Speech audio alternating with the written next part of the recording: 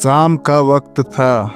आसमान हल्का गुलाबी हो चुका था, जैसे किसी ने दिल की बात कहने से पहले झिझकते हुए मुस्कान ओढ़ ली हो। रेलवे स्टेशन पर लोगों की भीड़ थी।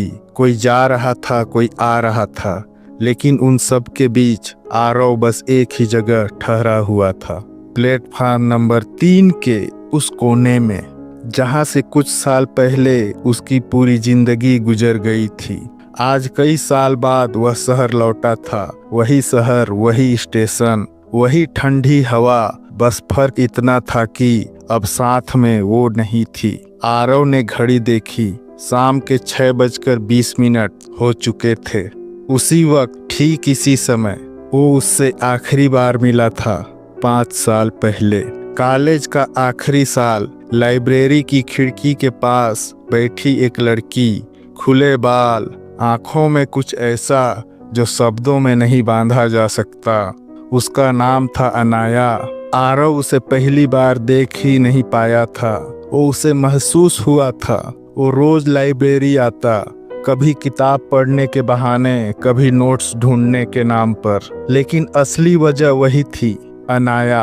अनाया कम बोलती थी, लेकिन जब मुस्कुराती थी तो लगता था जैसे किसी ने दिल के भीतर धीरे से रोशनी जला दी हो।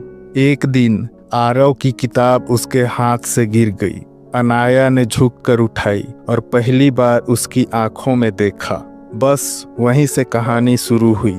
धीरे धीरे, पहले किताबों की बातें, फिर चाय की, फिर सपनों की। अनाया डॉक्टर बनना चाहती थी, आरव लेखक। वो उसे चिढ़ाती थी, तुम्हारे शब्द कभी पेट नहीं भरेंगे, और आरव मुस्कुरा कर कहता, लेकिन तुम्हारा दिल जरूर भर देंगे। दोनों हंसते थे, जैसे दुनिया बहुत आसान हो। बारिश में भीगते हुए कॉलेज जाना, रात को छत पर बैठकर भविष्य के सपने बुनना, और चुपचाप एक दूसरे के साथ खामोशी बांटना। वो प्यार था जो जोर से नहीं बोलता, लेकिन हर धड़कन में सुनाई देता है। पर हर कहानी आसान नहीं होती। एक दिन अनाया की आंखें लाल थी। वो बहुत देर तक कुछ बोल ही नहीं पाई। फिर धीरे से कहा, मुझे शहर छोड़ना होगा। आरव ने हंसने की कोशिश की। इंटर्नशिप या फैमिली ट्रिप? अनाया की आवाज कांप गई। मेरी शादी तय हो गई है। वो पल जैसे किसी ने आरव के सीने में सीधा हाथ डालकर दिल दबा दिया हो। क्या तुम खुश हो? आरव ने पूछा। अनाया ने सिर झुका लिया, और उसी झुकाव में आरव को उसका जवाब मिल गया। रेलवे स्टेशन, वही प्लेटफार्म नंबर 3। अनाया सफेद सूट में थी, आंखों में आंसू, होठों पर मजबूरी की मुस्कान। माफ करना, उसने कहा। आरव ने सिर हिलाया। प्यार में माफी नहीं होती।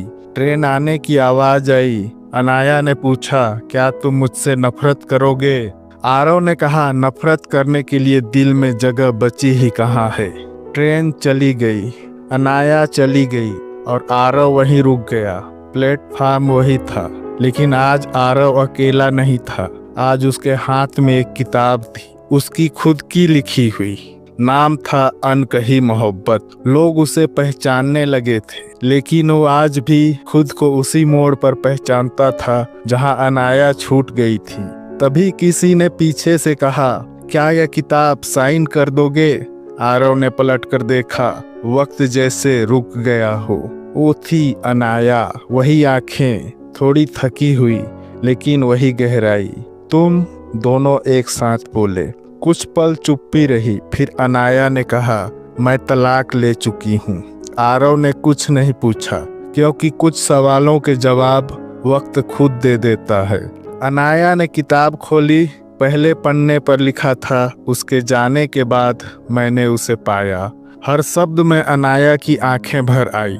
आरव ने धीरे से कहा, कुछ कहोगी? अनाया मुस्कुराई। कहने को बहुत कुछ है, पर इस बार छूटने नहीं दूंगी। स्टेशन पर फिर वही शोर था, फिर वही ट्रेनें, लेकिन इस बार 2 दिल एक ही दिशा में चल पड़े थे। कुछ प्यार मिलकर पूरे नहीं होते, लेकिन वही अधूरापन किसी और मोड़ पर उन्हें अमर बना देता है। दोस्तों, अगर यह कहानी आपके दिल तक पहुंची हो तो वीडियो को लाइक करें और अपने दोस्तों के साथ शेयर करें, और चैनल को सब्सक्राइब करके बेल आइकन जरूर दबाएं। धन्यवाद।